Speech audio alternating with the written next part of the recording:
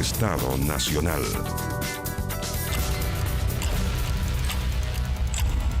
¿Cómo va el acuerdo para las pensiones? ¿Va bien las conversaciones? No van. Cuando pueda hablar, yo les cuento. Voto en contra. A favor. El gobierno tiene la intención de presentar un proyecto de ley. Nosotros no podemos mantener las conversaciones eternamente. Es un proyecto de ley, está habilitado más bien, al 95% de la población.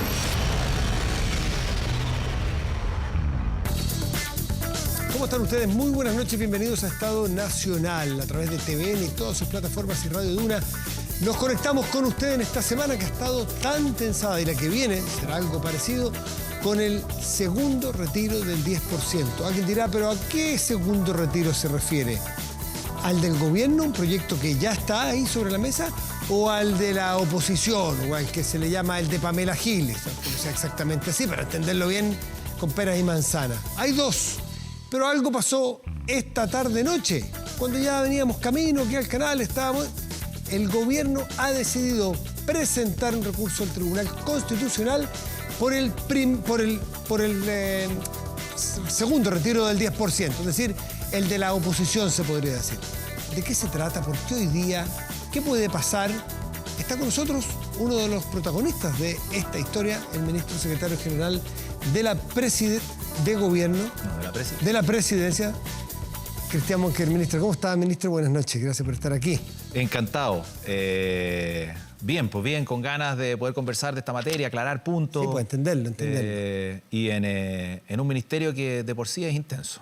Me imagino, tienen muchas negociaciones ahí en el perfil, en el borde, tenemos los escaños reservados, está la ley de presupuesto, pero esto se toma la agenda, y se ha tomado la agenda desde que existe el concepto del 10%. A ver, ¿por qué el gobierno decide ir y por qué decide ir hoy, un domingo, al Tribunal Constitucional para tratar de votar o declarar inconstitucional este proyecto del 10%? A ver, lo primero que hay que señalar, Matías, es que va a haber retiro. Y eso es importante, porque entendemos necesidades urgentes de las familias, que hoy día es muy distinto a lo que ocurrió en mayo, junio, julio, donde la verdad estábamos bien complicados, donde el país casi entero estaba en cuarentena y donde no teníamos claridad de lo que venía y cómo iba a evolucionar la pandemia. Y estábamos en pleno invierno. Y por lo tanto, toda la ayuda que el gobierno había dado y que estaba dando, que es bastante importante, porque muchas veces uno dice, no, el retiro del 10% es porque el gobierno ha sido indolente.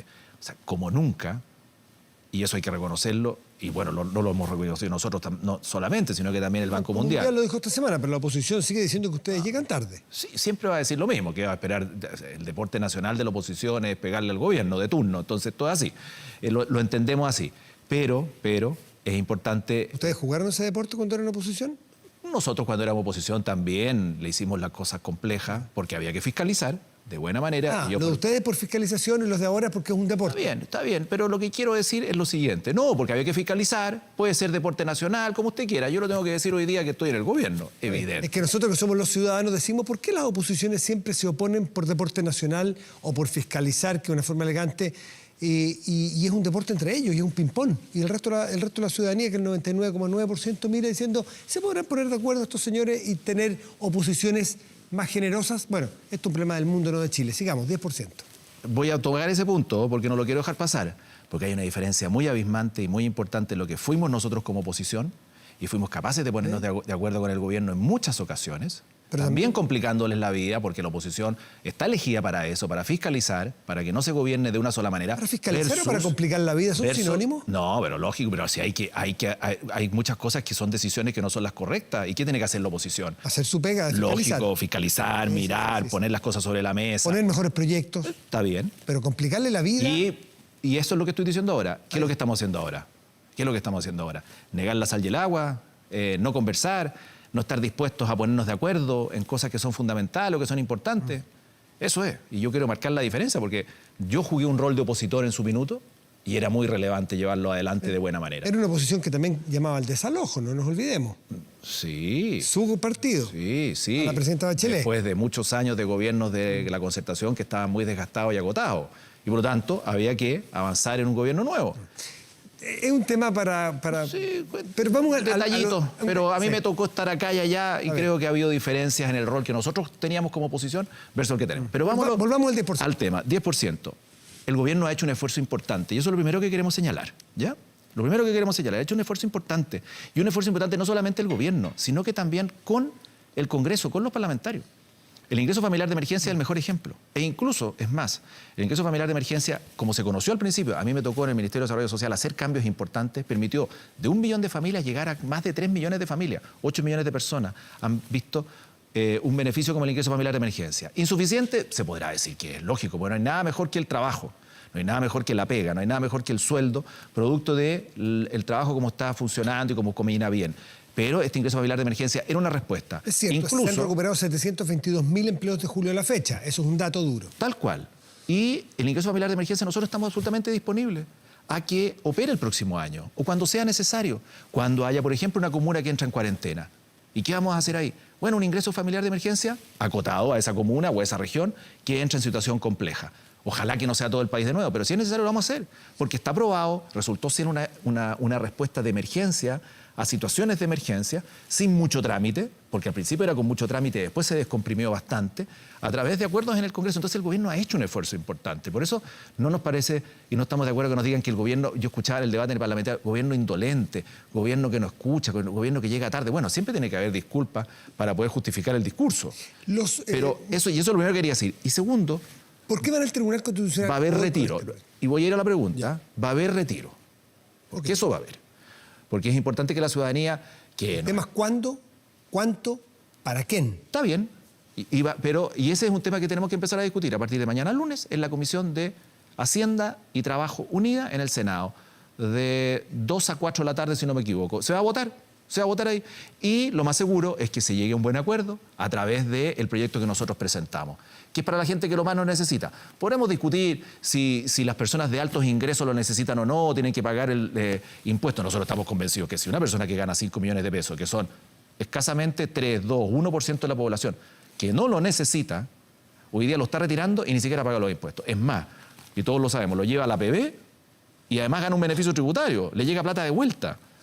O sea, saca la plata de la AFP, la pone en un fondo distinto y le llega plata del fisco de vuelta. Eso es injusto, a todas luces. Entonces, va a haber retiro. Entonces, ministro Monker, ustedes plantearon un proyecto B, ese proyecto es el que se discute mañana, pero al A, por llamarlo de algún modo, que es el que la oposición está empujando, es que no hace distingos, a ese ustedes le presentan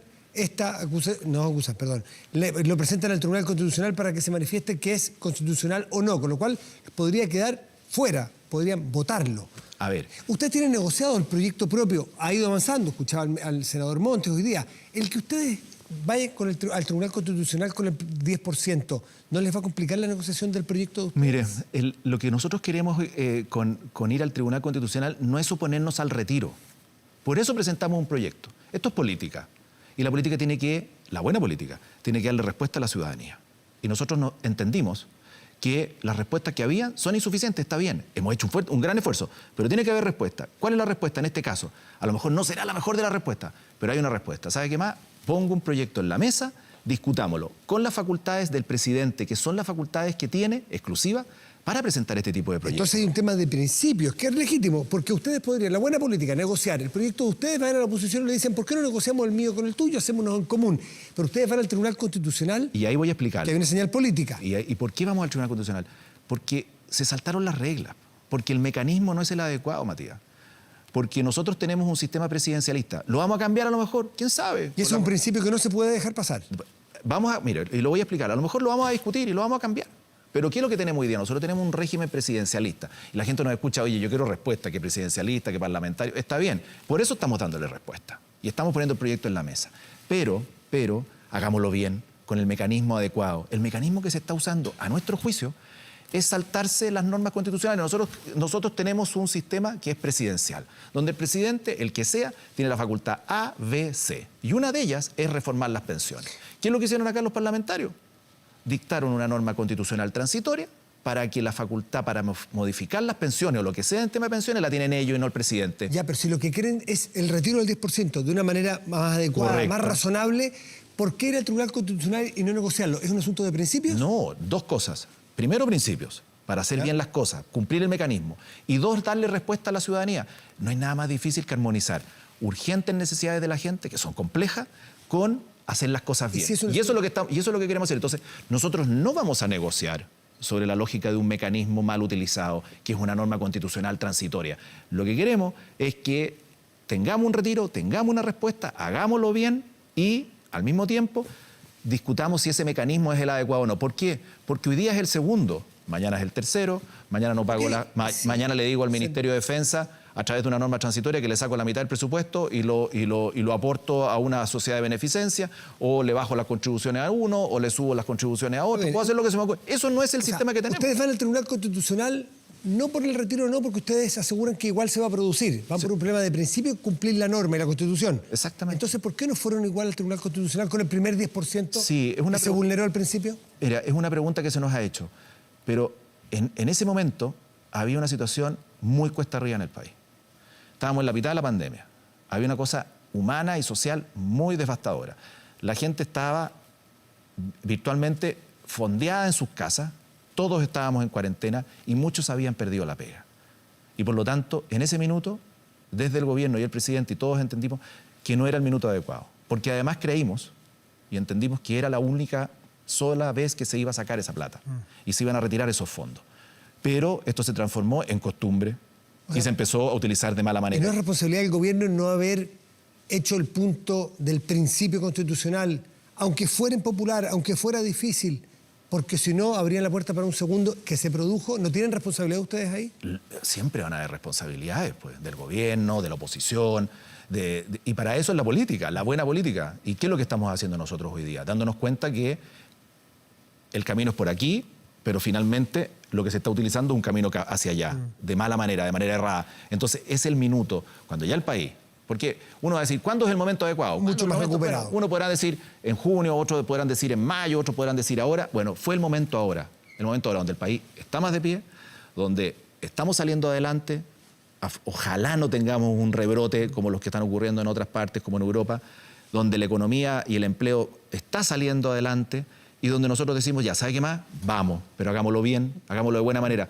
Entonces, yo vuelvo a reiterar, no es que nosotros, porque la oposición va a decir, se están oponiendo al retiro. No estamos oponiendo al retiro, el proyecto está. Y acuérdese de mí, cóbremelo. En 3 semanas más la gente va a estar ya con el proyecto de ley aprobado y lo más seguro es que ya empecemos a planificar ese segundo retiro para las personas que más lo necesitan. Pero a su vez, hagamos las cosas bien. ¿Tienen los votos de la oposición para el proyecto del gobierno? ¿Lo tienen? A ver, esto se va a votar mañana lunes y en la comisión. Y luego en el Senado... puede ser miércoles, jueves, dependiendo, pero yo espero que después de todo lo que hemos conversado con los parlamentarios, que prime la sensatez. Y creo que hay mucha sensatez. ¿Ha conversado con parlamentarios esta tarde? ¿Cómo es la reacción respecto de la medida que tomó el gobierno de ir al Tribunal? Los parlamentarios de Chile Vamos... No, los de la oposición. Está bien, pero voy a responder a los dos. Los parlamentarios de Chile Vamos de acuerdo, evidente. ¿De acuerdo? De acuerdo, porque entienden. Osandón, Castro, ¿están con ustedes? ¿Los van a apoyar? No voy a hablar de nombre y apellido. No voy a hablar. ¿Los van a apoyar? No voy a hablar de nombre y apellido, pero los parlamentarios están. ¿Usted dijo todos? Sí, pero están. Entonces está Moreira. No, pero lo que pasa es que yo no he hablado en la tarde con los 70 y algo, más los 19 senadores, más los parlamentarios. Pero hay un principio de acuerdo de que, ya que el gobierno va con su retiro del 10%, discutámoslo, busquemos cuál es la mejor solución. Vamos al tribunal y hagamos las cosas bien. Eso por un lado. Y con la oposición también hemos conversado. Y es evidente. Y es evidente, porque hay reglas claras que hay que cumplir. La Constitución dice una cosa. Entonces, claro, la oposición te va a decir, oye, pero si ustedes no dan respuesta, nosotros tenemos que darla. Ya está bien, así ocurrió en el primer retiro. Hoy día las cosas son distintas y espero que usted es el ministro que se relaciona con el Parlamento y con toda la lógica que ocurre, que es una pega siempre muy compleja. Uno recuerda, muchos ministros se expresan hacia atrás, desde Benninger hacia adelante, muchos, y siempre está el foco puesto en ellos. ¿Usted siente que es el primer ministro que le ha tocado ser el ministro Sexpress con un parlamentarismo de facto? Bueno, Claudio Alvarado yo creo que fue el primero. O sea, ¿usted reconoce que está en un parlamentarismo de facto? Sí, hay un no cumplimiento de las normas, es evidente, no estoy contando nada nuevo, que hace que hoy día estemos cambiando la manera de tomar las decisiones. Y ese es el motivo y la razón de por qué estamos recurriendo al Tribunal Constitucional. Nosotros tenemos una Constitución. Yo voté apruebo. Yo voté por una convención constitucional, 155 miembros elegidos. Eso se supone que va a tener un resultado el año 22, ¿no es cierto? La Constitución, mientras tanto, está vigente. Por lo tanto, se cumple y se respeta. No me gustará, habrá que hacerle ajustes, cambios. Bueno, ya vendrá la discusión si vamos a tener un sistema parlamentario, si vamos a tener un sistema semipresidencial, pero ese va a ser el minuto. Hoy día tenemos normas claras, cumplámoslas. Ministro Cristian, que le agradezco mucho, sabemos que su tiempo es muy escaso, tiene reuniones todavía pendientes, así que lo liberamos y le agradecemos por estado que haya estado sentado aquí en Estado Nacional. No, encantado. Muchas gracias por la invitación, además que permite explicar de buena manera temas de tanta preocupación a la gente, a la ciudadanía. Muchísimas gracias, ministro. Vamos a hacer una pausa y ya volvemos. Estará sentado aquí con nosotros el senador Felipe Arboe. ¿Modernización o reforma completa, Carabineros? Vamos a hablar a la vuelta aquí en Estado Nacional.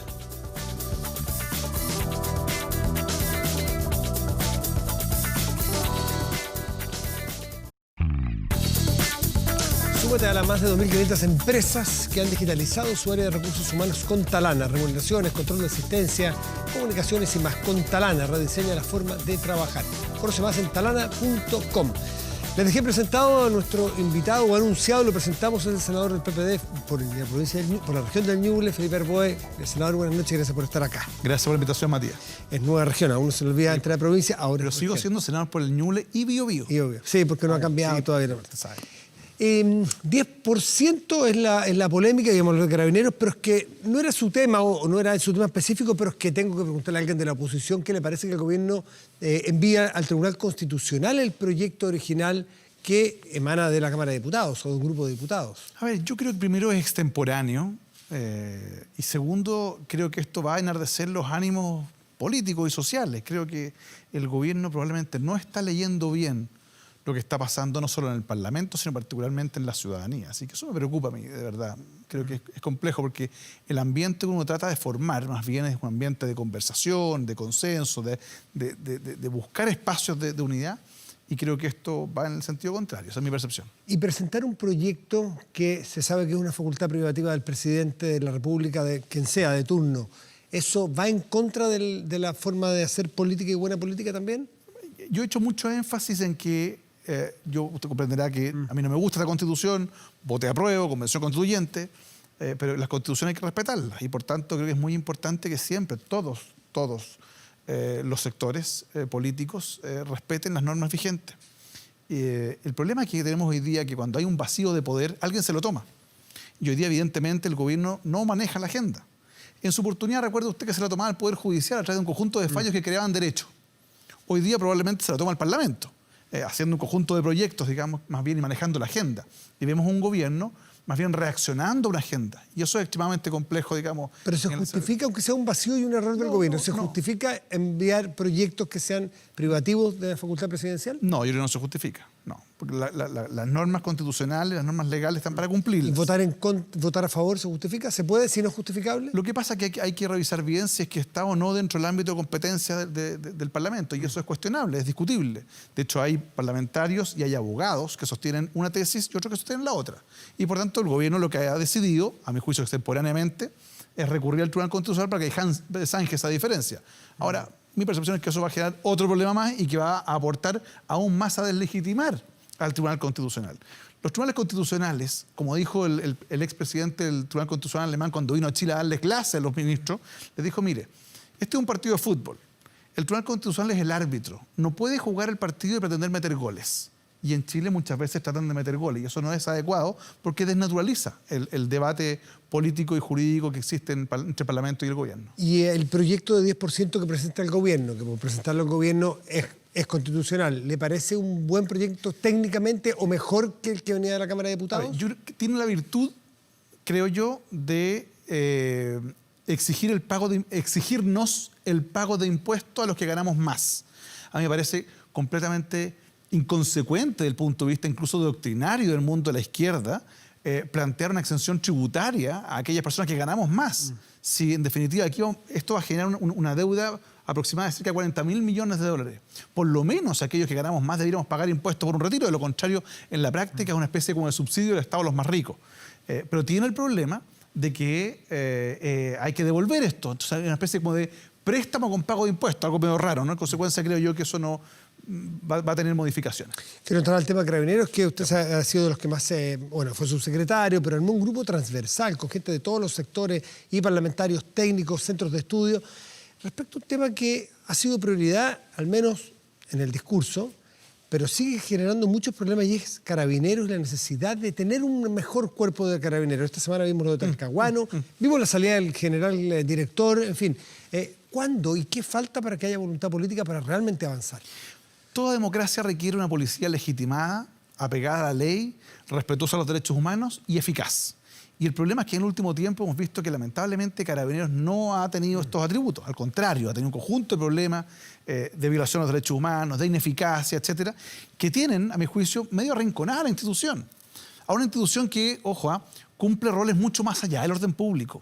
Hoy día, lamentablemente, el destino de la institución está marcado por el tema del orden público, pero recordemos que frente a los terremotos, las emergencias, en muchas localidades aisladas, Carabineros es el Estado y tiene una buena relación con la comunidad. El problema está radicado hoy día, a mi juicio, en dos elementos.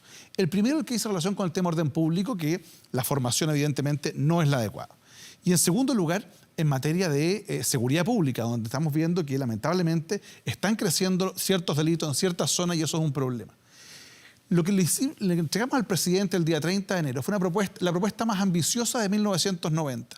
Contempla una reforma profunda en materia de formación para reencontrar a Carabineros con la ciudadanía, reencontrarlos, esta institución, con la ciudadanía. Una formación continua, permanente, por las modificaciones que hay, nuevos protocolos, actuaciones distintas. En materia de transparencia y probidad. La relación de Carabineros con la comunidad y la relación de Carabineros con la autoridad, que es muy importante. En consecuencia, también ámbitos de inteligencia, ámbitos de seguridad pública, operativa. Y estábamos a la espera de que lo hiciera. Pasaron 9 meses y la verdad es que no avanzó nada. Y ahora está avanzando a través de la unidad coordinadora de la reforma. ¿Está avanzando? Está avanzando. Entiendo que se juntaron ayer o antes de ayer, digamos, y hicieron una reunión bastante larga. Y tomando en cuenta los principios del documento que ustedes le presentaron. Entiendo que en parte sí. Ahora, ¿cuál es el punto? A mí lo que me preocupa es que aquí lo que nosotros necesitamos es una carta a Kant que diga cuáles van a ser los avances, en qué tiempo, en qué plazos, porque esto no puede ser ad eternum. Pero junto con esta reforma, que es una reforma de Estado que va a trascender a este gobierno, necesariamente, hagamos el símil con la reforma a la PDI, sí, que la partió por allá Nelson Meri, ¿no? Sí, después la siguió, no sé, todos los directores generales Herrera, Marcos Vázquez y el director Espinosa. Y hoy día la PDI tiene un nivel de prestigio y eficiencia y eficacia muy superior a la que tiene Carabineros. ¿Cuál fue la clave, cree usted, haciendo el símil? Primero, visión estratégica. 2, trabajo entre la autoridad policial y la autoridad civil, es decir, el gobierno. 3, continuidad, entender esto como política de Estado. Yo creo que eso le ha faltado hoy día a la reforma en Carabineros. Y yo espero que el actual general director, el nuevo general director, el general Yáñez, que le deseo éxito, que le vaya muy bien, parta inmediatamente con un reentrenamiento urgente de todos los carabineros y carabineras que están en la calle. Porque lo contrario se puede encontrar a corto plazo con una situación lamentable como la que ocurrió en Talcahuano, donde se le dispara a menores de edad. Ahora, el punto es que se van a producir más situaciones como la de Talcahuano, que puede ser inmanejable. El punto es que, por lo que uno leí el fin de semana a distintos articulistas, el propio exministro del Interior, Víctor Pérez, que se manda a la calle a muchachos y a chicas que son prácticamente gente que no tiene la preparación, no tiene la capacidad de aplicar los protocolos, a veces ni el criterio, ni la experiencia, ni los medios. Entonces, la verdad que son un poquito carne de cañón muchas veces los carabineros y actúan mal porque no están preparados. Y dice, y el Estado se va de manera feroz contra ellos. Entonces, mandamos a personas no preparadas y después, si se equivocan, el Estado con toda la fuerza contra ellos. Eso suena muy injusto. ¿Es tan así? A ver, yo creo que efectivamente hay un problema serio de formación. O sea, el hecho de que hoy día estén en la práctica 6 a 8 meses de formación lectiva y después se vayan a la calle, eso no es garantía suficiente para que una persona a la cual el Estado le está entregando la potestad de restringir las libertades, de aplicar la fuerza y usar las armas en contra de otras personas, no está capacitada y eso lo hemos visto en el último tiempo. Ahora también, seamos claros, muchas veces se le encarga a Carabineros labores que no son propias de la policía. O sea, Hoy día Carabineros está resolviendo problemas que son eminentemente políticos. O sea, la incapacidad de negociación de la autoridad política y de resolver ex ante los problemas, al final del día terminan resolviéndose policialmente. Y eso es tremendamente Por injusto ejemplo, también. ¿a qué se refiere? O sea, en general la autoridad está llegando tarde a resolver los conflictos. Entonces, cuando llega tarde, ¿qué es lo que ocurre? Al final hay un enfrentamiento entre la policía y los manifestantes. Oiga, si eso debe resolverse en una mesa de negociaciones. ¿Cuántas? Cientos de mesas teníamos nosotros de conversaciones en paralelo, con gremios, con sindicatos, con todo tipo de organizaciones civiles. Bueno, y es error de la autoridad política tener esa proactividad, ojo, y enterarse antes también de lo que va a ocurrir. Por aquí de repente vemos solo reacción y no acción. 60.000 funcionarios tiene Carabineros hoy, 20.000 tenía a principio en el regreso a la democracia. Es decir, 3 veces, ¿se le ha dado 3 veces los recursos? ¿Se le ha dado 3 veces Mucho más. ¿Se le ha dado No, más? O sea, mucho más. Pensemos que el presupuesto de Carabineros es más de 1 billón, varios billones. Entonces, estamos hablando de... Ha aumentado exponencialmente el presupuesto. Ha aumentado exponencialmente la dotación. El problema es que eso no se ha traducido en una disminución proporcional de la delincuencia, ni tampoco de los niveles de enfrentamiento. En consecuencia, aquí tenemos un problema serio de eficacia y de eficiencia. Por eso es que nosotros hemos planteado esta reforma que tiene que ver, insisto, con formación, con transparencia. En tema logístico, solo pensemos, imaginémonos una empresa que tiene más de 993 cuarteles. 993 oficinas. Administrar esas oficinas eficientemente. Yo represento a comunas chicas. Oiga, en la comuna, por ejemplo, de San Nicolás, hay un retén del año 50 y tanto. Y no tienen vehículos. Entonces uno dice, oiga, ¿pero por qué no tienen vehículos? Porque probablemente no alcanzan a percibir desde el alto mando de que hay localidades pequeñas que requieren de mayor apoyo. ¿Se fijan? Entonces, hay que ir mejorando eso también. ¿Cuántas comisarías o retenes son en Chile? Más de 993. Más de 900. La logística de eso es enorme. Es inmensa. Perdón, Matías, pero ¿por qué le vamos a exigir a un oficial de Carabineros que sea experto en logística? ¿Y por qué tiene que ser un carabinero y por Ese qué no es hay el un punto. buen gerente? Entonces, el punto es que uno tiene que decir es que tenemos que pasar a una policía del siglo XXI, donde la logística la vean los expertos en logística, donde haya ingenieros comerciales dedicados a los temas Eso es la pedida pasada, entraron mucho profesional externo, ¿no? Eso es muy importante. El problema es que no ha sido suficiente todavía y tiene que haber control externo. No es adecuado que tengamos instituciones en el país, particularmente las instituciones uniformadas, que sean verdaderos compartimentos estancos, donde la autoridad civil solo es informada de lo que se hace y no esté dependiente de eso. Y eso es importante, porque también evita una situación de opacidad que muchas veces puede traducirse en problemas de probidad, como lo hemos visto, digamos. En Carabineros propiamente tal. Felipe Arboe, senador del PPD, nos da una buena noticia, que se está avanzando por fin en un plan que estaba presentado transversalmente por todas las personas más idóneas en lo técnico, que se está avanzando en esta conversación para tener esperanzas de que Carabineros de Chile vuelva a ser la institución respetada, querida y cercana a la gente porque es muy necesaria. Las grandes reformas policiales en el mundo la han hecho gobiernos progresistas. Desde Felipe González en España, François Mitterrand en Francia y muchos otros. Y yo creo que no hay que tenerle miedo a una reforma policial. Hay que hacerla con la policía y no contra la policía. Es parte de los atributos que tienen que tener las democracias. Señor Arboe, muchas gracias por estar esta noche aquí en el Estado Nacional. Muchas gracias. Hacemos una pausa pequeña y está de vuelta nuestro panel. Vamos a conversar del tema del Tribunal Constitucional, 10% y otros temas. Espérenos un momentito y ya volvemos.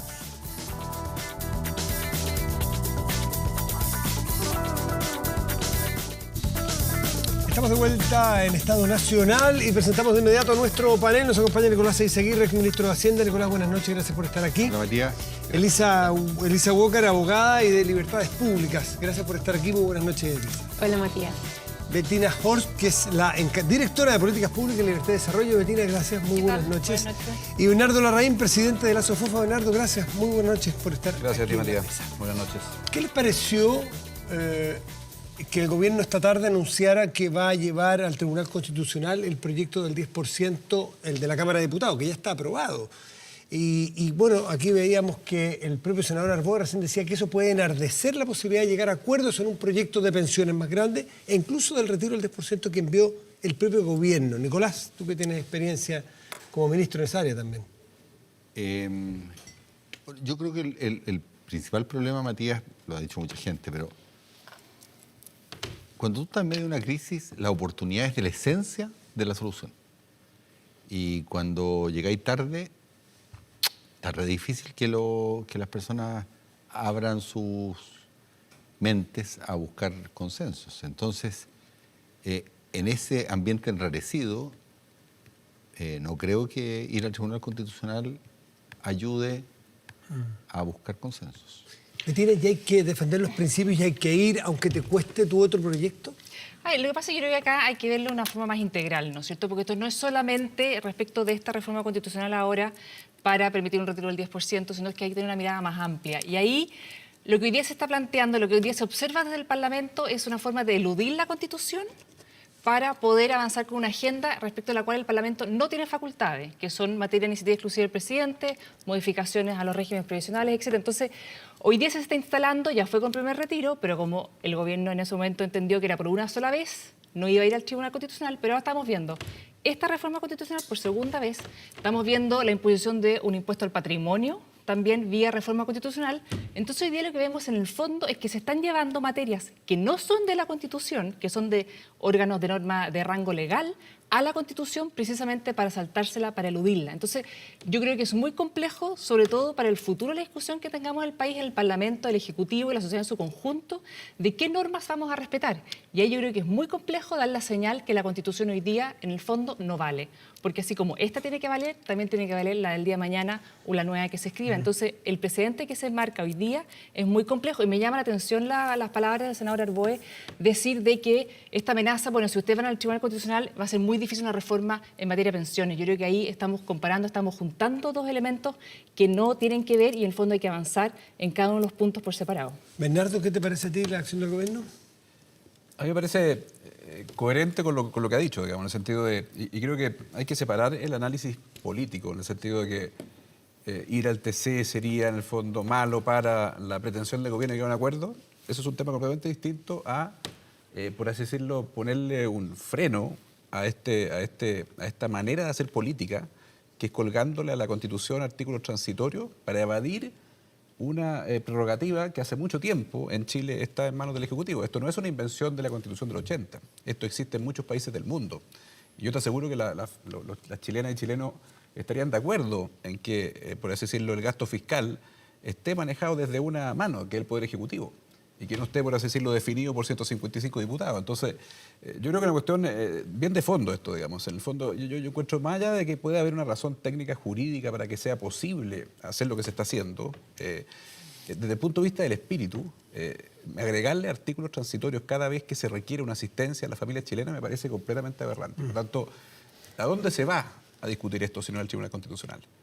Yo creo que el huevo o la gallina, en el fondo. Si eso va a generar mayor efervescencia, yo estoy de acuerdo con Betina, me parece una opinión un poquito, no sé si amenazante, pero bueno, son precisamente los políticos, el senador Arboe entre ellos, los responsables de que finalmente puedan explicar las cosas que hacen sin amplificar la efervescencia ciudadana. No puede ser esa una razón para decir inhibámonos a discutir un punto de fondo en el TC, que es el lugar donde tiene que discutirse. Elisa, ¿qué te parece a ti? Sí, sin duda alguna, presentar este requerimiento de inconstitucionalidad tiene un efecto político y tiene un efecto jurídico. En relación al efecto político, yo comparto lo que dice Nicolás. Es difícil promover acuerdos cuando tú estás presentando este tipo de iniciativas, pero a mí me interesa en este caso el efecto jurídico.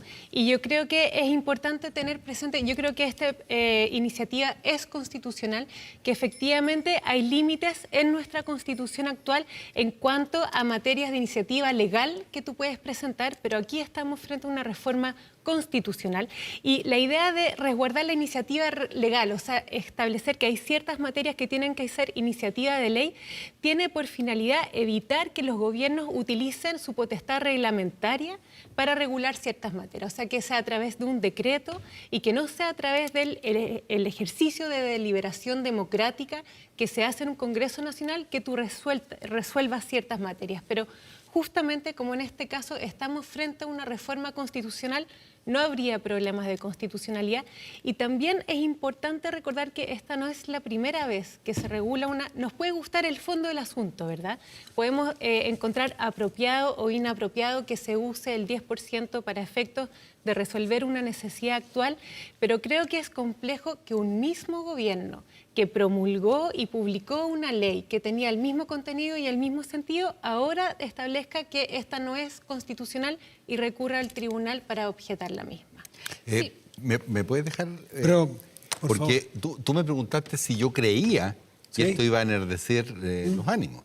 Y yo te digo que creo que sí, pero eso no significa que yo tenga una opinión sobre... Claro. Pero déjame ir un paso más atrás. Y quizás pudiéramos tener consenso. Betina, que sabe que voy a hablar de esto, va a poner los ojos en el cielo. Porque compartíamos un programa. Sí, ustedes tienen unas peleas antiguas, así que denle nomás. Elisa lo explicó mucho mejor que yo, el tema de que una reforma constitucional obviamente es prerrogativa con los quórums del Congreso, pero tienen quórums enormes.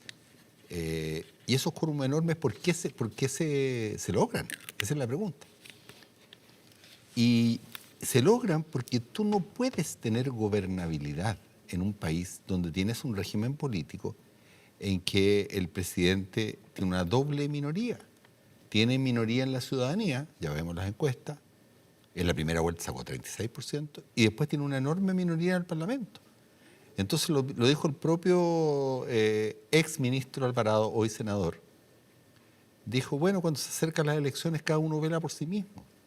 Y se le dan vuelta a la gente de Chile Vamos. Entonces, en ningún país del mundo desarrollado tú puedes tratar de imponer una agenda con minoría. Y nuestro régimen político es un régimen que casi fuerza a que el presidente tenga doble minoría. Y me preocupa mucho por el próximo presidente o presidenta, porque le va a volver a pasar lo mismo. Nicolás, ¿en qué país desarrollado, tú argumentas eso, se hace política social agregando los artículos transitorios de la Constitución? Más allá de que técnicamente, desde el punto de vista jurídico, sea posible, efectivamente, una reforma constitucional se puede hacer del contenido que se quiera si es que alcanza los quórums. Pero hacer política social, asistencialista, coyuntural, a través de artículos transitorios de la Constitución, ¿qué país desarrollado hace eso? Entonces, eso creo yo es el tema de fondo. ¿Dónde se discute esa materia? Se discute en el TC. O sea, puede ser, como dice Elisa, que técnicamente sea posible, pero ¿cómo puede ser razonable? No quiero monopolizar, pero yo estoy diciendo otra cosa. No, está bien, pero te estoy agregando más. A ti te pasó lo mismo cuando fuiste ministro. En el segundo gobierno de la presidenta Bachelet también tenía minoría parlamentaria, muchos proyectos se cayeron. Recordemos la reforma de pensiones que propusieron, también se cayó, ¿no? Entonces es un tema que viene no solo de este gobierno, sino también de gobiernos anteriores. Pero yo creo también hacer un punto adicional en el tema institucional y no quedarnos solamente en el ejemplo ahora del 10%. Esta semana o la anterior se votó en el Senado respecto de escaños reservados, ¿no es cierto?, para la Constitución indígena, para la Convención Constituyente, para incorporar escaños reservados para los pueblos indígenas, ¿no es cierto? Y ahí la mesa, la Secretaría del Senado dice que tiene que ser aprobado por 2/3. Y los senadores votan y llegan a la conclusión que tiene que ser por 3/5. Cambian el quórum por una votación política. Entonces, sin duda, como estamos en un ambiente donde políticamente se evalúa qué se puede hacer y qué no se puede hacer en la Constitución sin apego a la Constitución, entonces, sin duda, que después el Tribunal Constitucional cumple un rol cada vez más relevante porque la política hoy en día cada vez busca saltarse más la Constitución. Entonces, yo creo que hay que ir un poco más allá de mirar no solamente este 10%, y lo que decía al comienzo, acá se están llevando a la Constitución materias que no son parte de la Constitución. En la Constitución no se fijan impuestos, se quiere fijar un impuesto vía Constitución. En la Constitución no se fijan programas sociales, se quiere fijar un programa social en la Constitución. Entonces, hay que hacerse cargo también que de esta forma de legislar, que finalmente pasa a ser para saltarse la Constitución, eludirla y finalmente no respetar la institucionalidad que nosotros mismos nos hemos dado.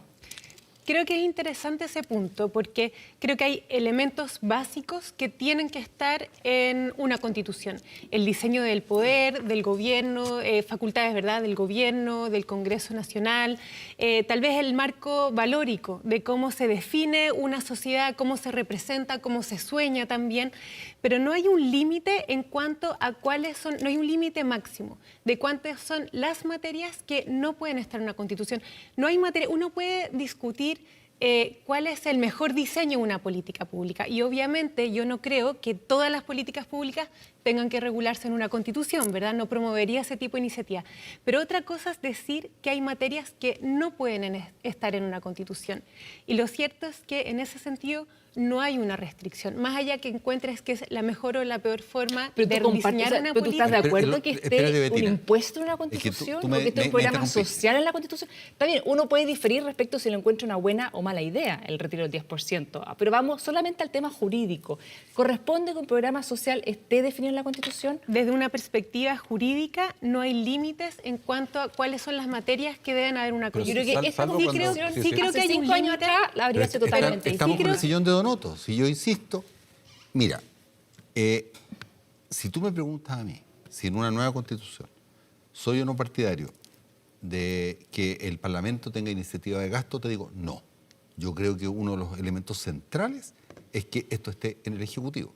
Incluso en un régimen parlamentario como Inglaterra, ustedes saben que la iniciativa es exclusiva de la corona, que se llama allá.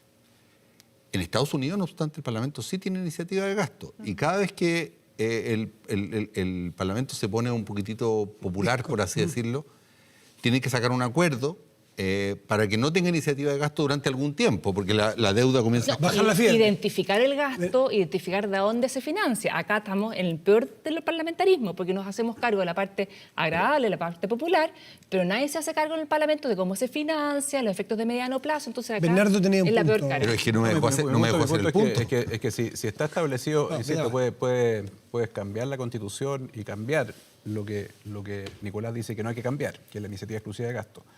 Pero hay una contradicción, creo que hay una contradicción en lo que tú dices, Elisa, porque si existe esa prerrogativa, que está del año 1943, no hay invención no sé, pero tanto en materia de gastos como de pensiones, existe hace mucho tiempo, o sea, y existe en muchos países.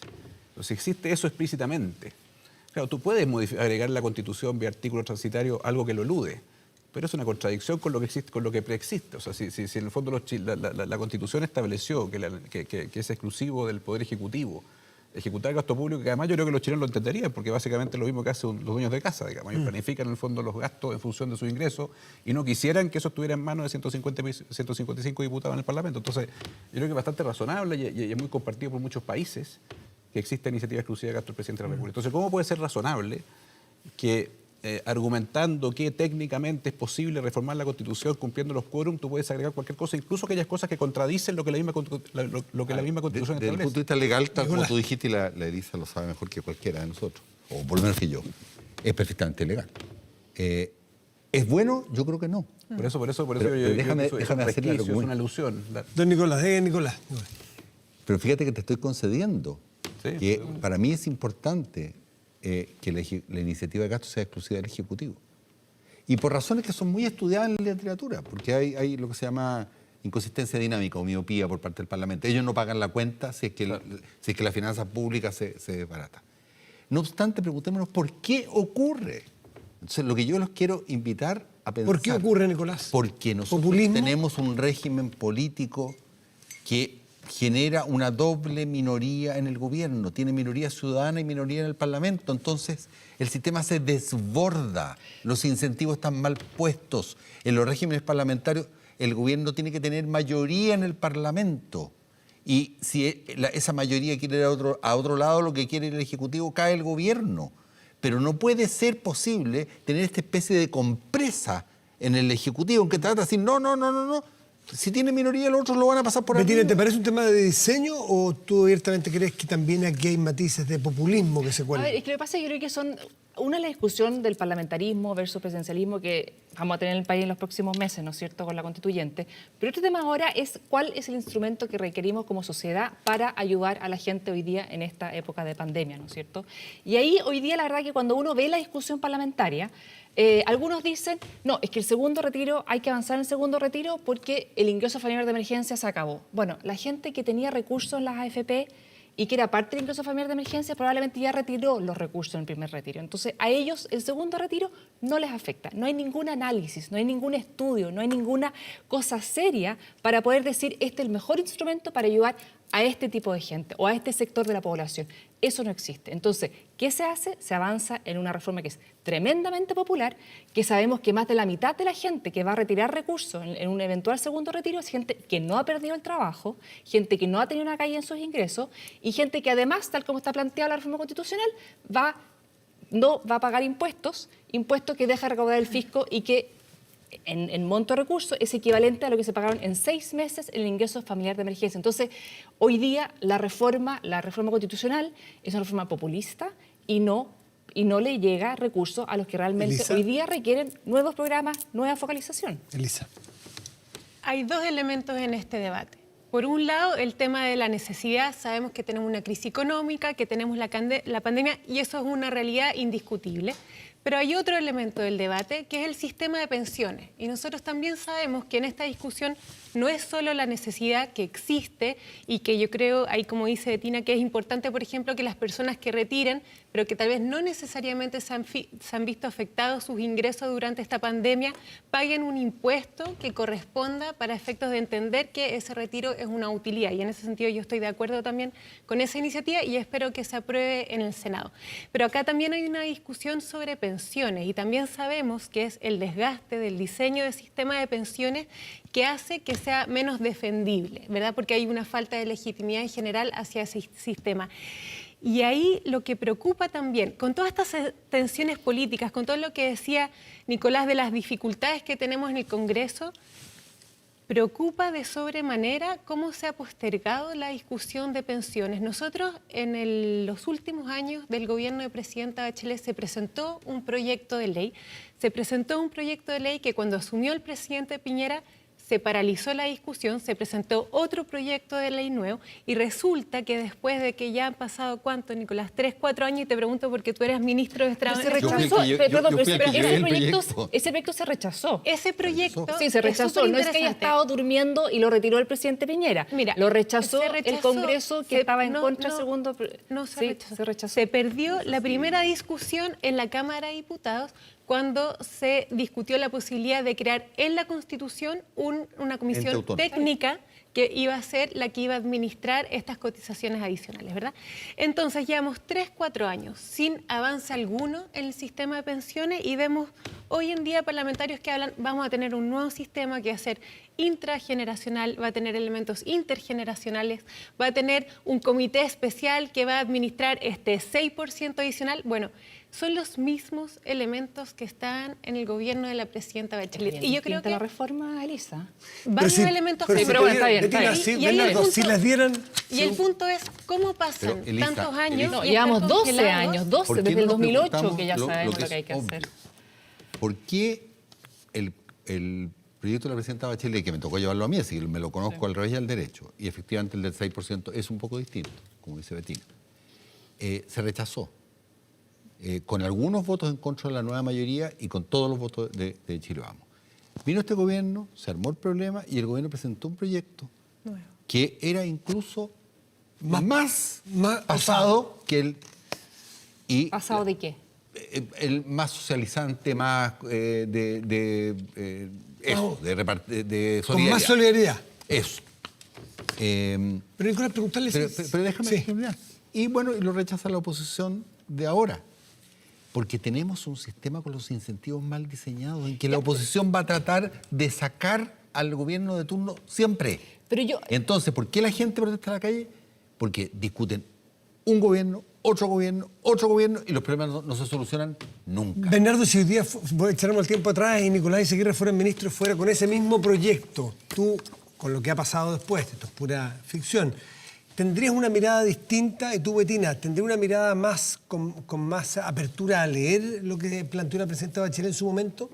O sea, afortunadamente el rol de un dirigente gremial no es emitir opiniones en función de las viabilidades políticas. Yo creo que la política debiera también en el fondo expresarse con convicción primero y luego en el fondo entrar a la conversación en el Parlamento y ceder y negociar. Pero ¿en qué minuto la discusión de pensiones básicamente dejó de hablar de las cosas que realmente mejoran las pensiones? Porque el ente público que administra, que era el gran tema, ¿no es cierto? Bueno, uno puede argumentar en el fondo que la ilegitimidad de la AFP, pero finalmente técnicamente el ente público mejora las pensiones. Yo te doy una referencia reciente y va a ser sorprendente la que les voy a decir. La reforma de pensiones del presidente Andrés Manuel López Obrador en México. Aumento del pilar contributivo, ahorro individual, aumento del pilar solidario, financiado por impuestos generales, aumento de la edad de jubilación. No existe la palabra reparto, porque el tema del reparto, si bien existe en otros sistemas del mundo, está en retirada, porque Nicolás lo sabe. hay un problema de sustentabilidad financiera a largo plazo y por lo tanto los países en general ¿qué están haciendo? Por supuesto que siguen teniendo esquemas de reparto porque lo tenían desde antes, pero están fortaleciendo el ahorro individual, están fortaleciendo el pilar solidario con impuestos generales. Y es lo que hizo Andrés Manuel López Obrador hace 3 meses en México, en un acuerdo entre el gobierno, los sindicatos. No es santo mi devoción en todo caso. Pero la reforma, mira, lo que pasa es que aquí estamos en el fondo rascando donde no pica. ¿No? Discutimos del ente estatal, del sistema de reparto, y la verdad que un sistema de pensiones se funda en estos 2 pilares que uno puede, en el fondo, habrá sectores políticos que dirán, mire, la solidaridad tiene que ser mayor, otros dirán en el fondo que el ahorro individual tiene que ser mayor, pero son los 2 pilares, y aquí no se habla de esos 2 pilares. Esta discusión es tan confusa que te voy a decir... Sí, pero Betina, si hoy día te trajeran... No es nada confusa. Entonces, mira, las personas ahorran para su futuro, y ese es el concepto del ahorro, yo creo que las personas lo entienden, mucho más que lo que uno cree. Y segundo, cuando hay personas que no pueden ahorrar porque no tienen en el fondo suficientes recursos para ello, bueno, ahí el Estado con impuestos generales le da ese pilar solidario. Entonces, eso es súper simple. Lo que pasa es que la política chilena desde un tiempo a esta parte, y yo creo que una gran resignación de la tecnocracia chilena también, porque creo que en el fondo los técnicos, los académicos, los centros de estudio no tienen que emitir opiniones en función de las viabilidades políticas. Eso es labor del parlamentario. Yo creo que en general los gremios, la academia, los centros de estudio hacemos mal cuando nos autoinhibimos porque decimos, mire, eso parece que va a provocar una cierta efervescencia, por lo tanto no lo planteemos. El 10%, si lo sacamos, digamos, a pesar de que todo el mundo dice que es una pésima política pública, hoy día David Bravo decía, va a quedar en los anales de la peor política pública en la historia de Chile, digamos. David Bravo, que no es una persona, en el fondo, un experto en pensiones, presidente de la Comisión de Pensiones de la presidenta Bachelet. Él dice, en el fondo, que va a quedar en los anales de la peor política pública. ¿Hoy día tomarías la propuesta, entre comillas, que planteó la presidenta Bachelet a través de su ministro, después de todo lo que ha pasado? ¿No fueron excesivamente conservadores en la oposición, en libertad de desarrollo, en analizarla? A ver, al respecto 2 cosas. Uno, lo que Nicolás insiste de esto de que los últimos gobiernos han tenido oposición en el Parlamento, ¿no es cierto? Y por lo cual es muy difícil avanzar con una agenda legislativa, cosa que yo comparto, pero...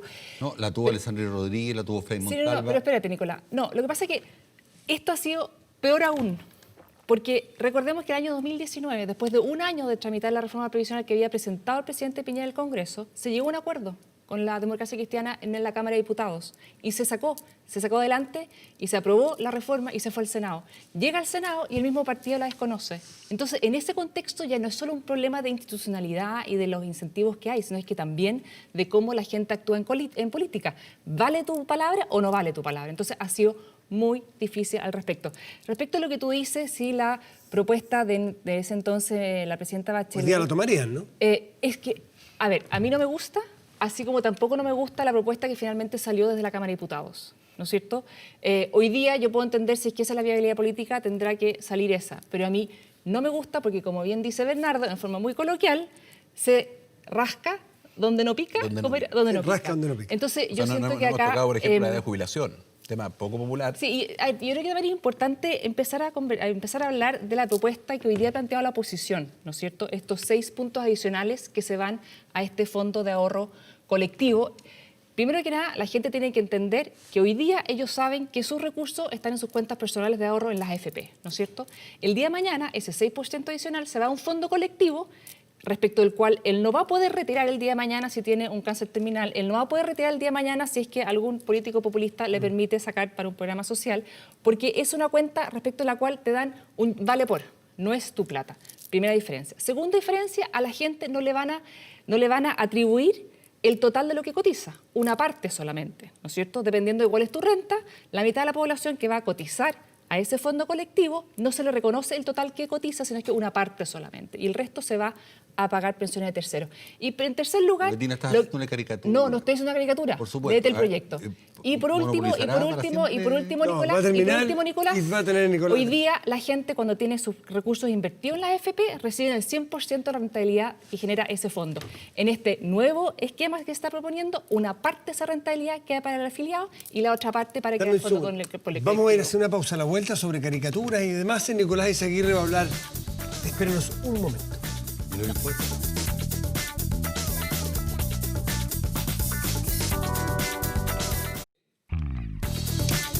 De vuelta al Estado Nacional, Nicolás Izaguirre.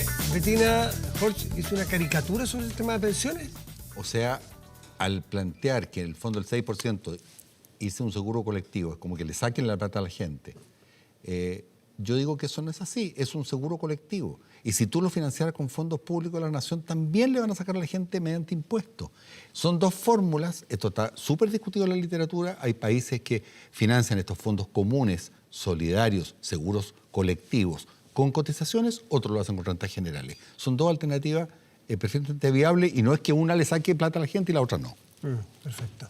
Está hecho el punto. Tiene el minuto final cada uno, o sea, no, pero la última intervención que puedan tener sobre lo que está ocurriendo, sobre lo que viene en esta semana, esta discusión del proyecto del gobierno, por ejemplo, en estos 10%, que sí es constitucional, porque es un proyecto del gobierno. Elisa.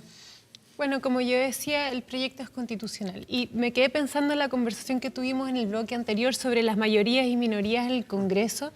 Y solo decir que no es la primera vez que hay un gobierno que tiene minoría en el Congreso. Y creo que cuando tú tienes minoría en el Congreso, lo que te exige es ser más responsable políticamente y tener apertura para conversar con todos, porque sabes que tampoco sacas nada presentando proyectos que sean inviables políticamente. Entonces, yo creo que el gran llamado ahí al gobierno es tener esa conciencia política de que la minoría no puede ser una razón suficiente para no avanzar en estas iniciativas que son de importancia nacional, en especial el tema de pensiones del que ya hablamos. ¿Y estás de acuerdo con Nicolás que tiene que ser un cambio del sistema político, que en este sistema el incentivo está definitivamente mal puesto?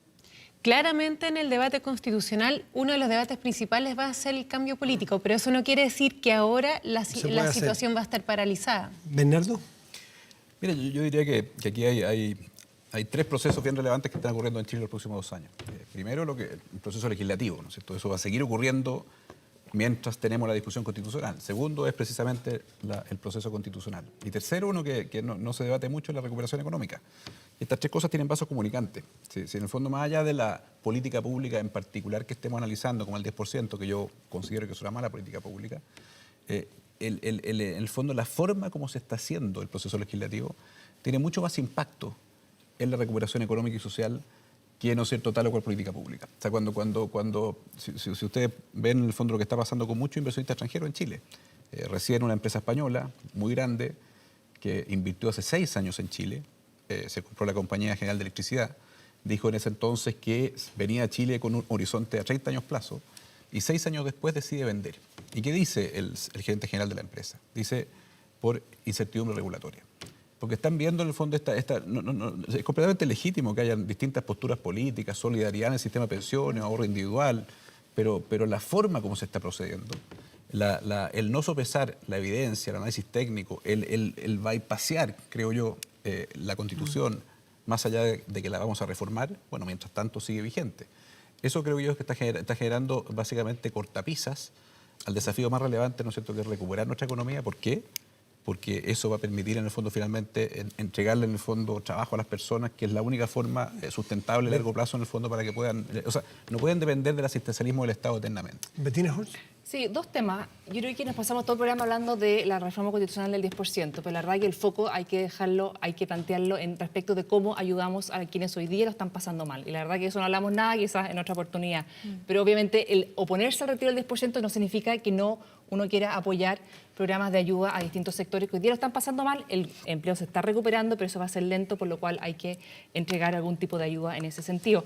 Pero esta semana es tremendamente relevante. ¿Y por qué? Y esto lo sabe bien Nicolás, porque esta semana tiene que aprobarse en el Congreso el presupuesto nacional. Una discusión que más allá de las mayorías, las minorías, pero una discusión que ha sido muy pobre el debate, muy político, con muchas acusaciones cruzadas que lamentablemente ha desviado la atención de la importancia de este presupuesto para el próximo año, un presupuesto de reactivación, un presupuesto para una economía que tiene que recuperarse, generar empleo, y lamentablemente hemos estado entrampados, enlodados en una discusión política de poca altura, y yo espero que esta semana finalmente pueda salir adelante ese presupuesto que tanto se requiere para el próximo año.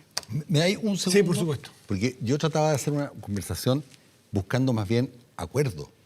Porque yo estoy de acuerdo contigo, Bernardo, en que, más allá de que Elisa sabe más que yo, que esta cosa de hacer política fiscal mediante reformas constitucionales transitorias es efectivamente estirar las cosas excesivamente. Y me carga que se haga política fiscal de esa forma. Pero en vez de decir, mira, lo que pasa es que todos se han vuelto locos, yo trato de entender por qué. E insisto que ningún sistema funciona cuando los incentivos están mal puestos. Hacemos una pausa y volvemos al Estado Nacional.